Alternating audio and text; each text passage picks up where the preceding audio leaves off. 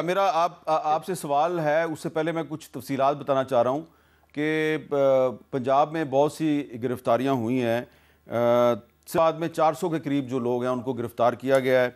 साहिवाल से 200, उकाड़ा से 81 और नारोवाल से 14 अफराद गिरफ़्तार हुए हैं। लाहौर में जो है PTI के सेक्रेटरी इंफॉर्मेशन हाफिज़ ज़ीशान और साबिक़ MP नदीम अब्बास साहब गिरफ़्तार हुए हैं। इस्लामाबाद में भी कॉम्बिंग ऑपरेशन हुआ है, 300 के करीब लोगों की गिरफ़्तारी की इतलात हैं। टेक्सला में बहुत से मुकदमात दर्ज हुए हैं, इसमें इमरान खान साहब पे भी मुकदमा है, बुशरा बीबी पे, आरिफ अलवी साहब पे, उमर अयूब, अली मीन गंडापुर, 300 के करीब अफराद पे मुकदमा दर्ज हुआ है। तो बहुत से लोग गिरफ़्तार भी हुए हैं, बहुत से के खिलाफ मुकदमा भी दर्ज हो गया। अच्छा, गिरफ़्तारियाँ कैसे हो रही हैं? यकीनन छापे भी मारे जा रहे हैं, लेकिन कुछ लोग गिरफ़्तार कैसे हो रहे हैं ये आप देखें स्क्रीन पर कि ये चीचा वतनी का इलाका है। यहाँ पर एक कोई देहाती इलाका है और यहाँ पे एक साहब जो है वो नारे मार रहे हैं और उनको गिरफ़्तार कर लिया गया है। हो सकता है कि ये बिल्कुल एक जेन्युइन गिरफ़्तारी हो, लेकिन शुएब शाहीन साहब, मेरा सवाल आपसे ये है कि आप तो गिरफ़्तारी से बचने की कोशिश कर रहे हैं, लेकिन हमने देखा है कि पंजाब में बहुत से लोग गिरफ़्तार हो गए हैं, उसमें MPAs भी हैं, कुछ MNAs भी हैं। तो क्या जो बुशरा बीबी साहबा ने कहा था कि अगर किसी ने गिरफ़्तारी दे दी या वो गिरफ़्तार हो गया तो उसको आइंदा टिकट नहीं मिलेगी, तो ये जो आज गिरफ़्तार हो गए इनको आइंदा से MPA और MNA की टिकट नहीं मिलेगी?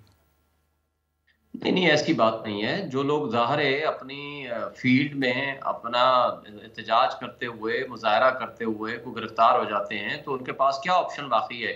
क्या वो क्या करेंगे? वो अपने आप को कौन खुशी से गिरफ़्तार करता है? और जहाँ ना खाना, ना पानी, ना फ़ैसिलिटीज़, और जो जो सियासी कैदियों के साथ ये जो सलूक कर रहे हैं, ये तो जंगी कैदियों से भी बदतर सलूक करते हैं। तो इसलिए मैं नहीं समझता कि कोई खुशी से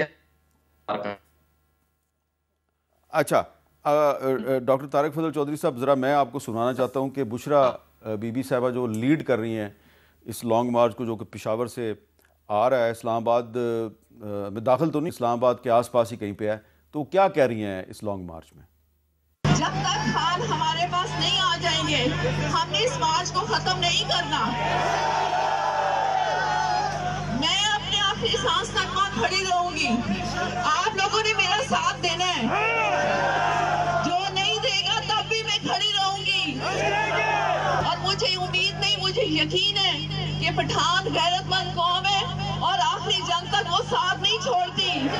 इंशाअल्लाह। अच्छा, डॉक्टर तारिक फजल चौधरी साहब, बुशरा बीबी साहबा लीड कर रही हैं और ये पहली दफ़ा वो खुलकर सियासत में आ गई हैं। वो कह रही हैं जब तक इमरान खान को रहा नहीं किया जाता हम वापस नहीं जाएंगे। तो इसका मतलब है जब तक इमरान खान रहा नहीं होंगे तो इस्लामाबाद का बाकी मुल्क से रब्ता मुनक़ते रहेगा।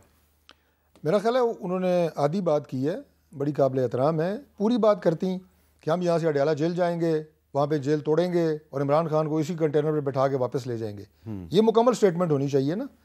वरना आधी बात जो उन्होंने की है कि मैं वहाँ खड़ी रहूँगी और इमरान खान रिहा हो जाएंगे, उसका तो कोई तरीका मौजूद नहीं है, दुनिया के किसी दस्तूर में मौजूद नहीं है कि आप इस तरह का कंटेनर लेके इस्लामाबाद आएँ और एक शख्स पे 2, 4, 6 एक भी मुकदमा हो और वो जेल में बंद हो और जेल से निकाल के वो आपके कंटेनर पे पहुंचा दिया जाए। इस तरह की कोई प्रोविज़न मिसाल मौजूद नहीं है।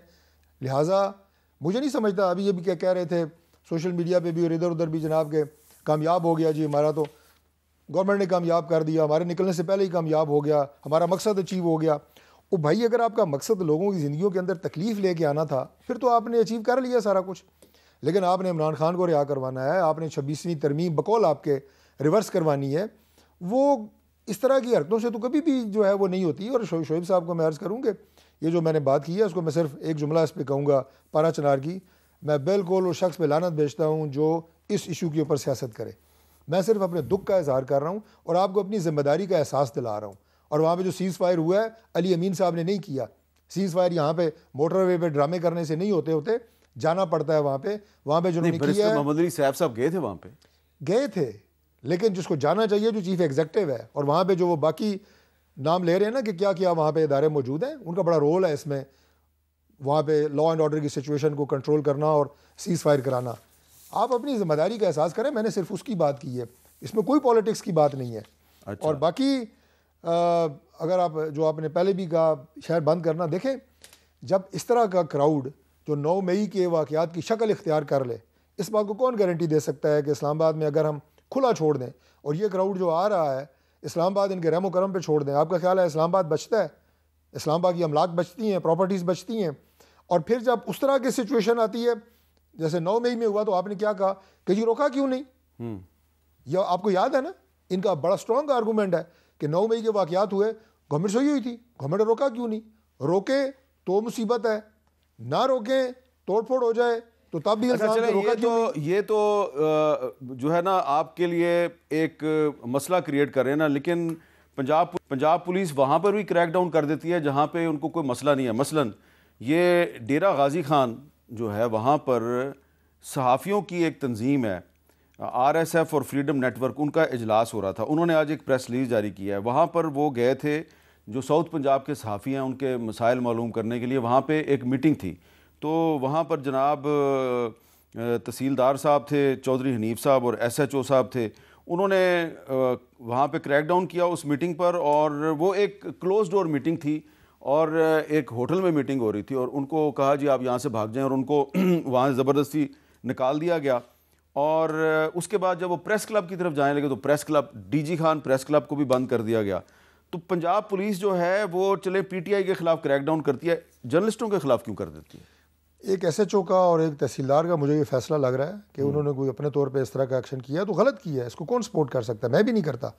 लेकिन ओवरऑल कतई तौर पे ऐसी कोई ऑर्डर्स मौजूद नहीं है, ना वफाकी हुकूमत के, ना पंजाब हुकूमत के, कि इस तरह की किसी तरह की कोई वायलेशन की जाए या इस तरह कानून को ब्रेक करके कोई काम किया जाए। अच्छा, क्योंकि इंटरनेट डाउन है और हमने शुएब शाहीन साहब को बड़ी मुश्किल से तलाश किया था, वो कहीं छुपे हुए हैं, तो उनकी जो वीडियो अब मुयसर नहीं है, हमने अब फ़ोन कॉल पर ही उनको लिया हुआ है। तो शुएब शाहीन साहब ज़रा ये सुने, उस्मा बुखारी साहब कुछ जानी नुकसान की तफसील बता रही हैं, वो क्या कह रही हैं। कोई इसको अगर पुरअमन एहतजाज कहे तो मैं उसको पाकिस्तानी मानने के लिए तो तैयार नहीं हूँ।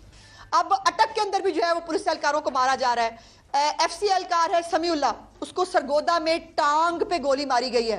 कटी पहाड़ी में मोटरवे अटक पर कांस्टेबल वाजिद को गर्दन पे गोली लगी है, एक गोली उसके बाजू पे लगी है और वो क्रिटिकल है। वाह कैंट में जख्मी सब इंस्पेक्टर साहब है फारूक, एक इंस्पेक्टर जख्मी है जुहेब, और एक कांस्टेबल था मुबशर, जिसका मैंने आपको बताया कि मुबशर अपनी जान से चला गया। ये 5 लोग क्रिटिकल हैं और इनके सरों को टारगेट करके, ये तालिबान का तरीका वारदात है कि वो सर को टारगेट करते हैं ताकि किसी की बचने की जो है वो उम्मीद ना रहे। तो कोशिश मैं कर रहा हूँ शुएब शाहीन साहब से रब्ता हो जाए। कुछ देर पहले तो हमारे साथ मौजूद थे और अब तो फ़ोन कॉल पे भी उनसे रब्ता नहीं हो रहा। डॉक्टर तारिक फजल चौधरी साहब ने अपनी एक ख्वाहिश का इजहार किया है, कह रहे हैं चेक करेंगे पकड़े ना गए हों। नहीं, वो छुपे हुए थे, आपने प्रोग्राम में उन्हें तलाश करके उनकी लोकेशन आइडेंटिफाई कर दी, और वो ज़ाहिर है उकसा रहे हैं लोगों को इस्लामाबाद में फितना फसाद करने के लिए, तो इसलिए मैं कह रहा हूँ कि कहीं पकड़े ना गए हों।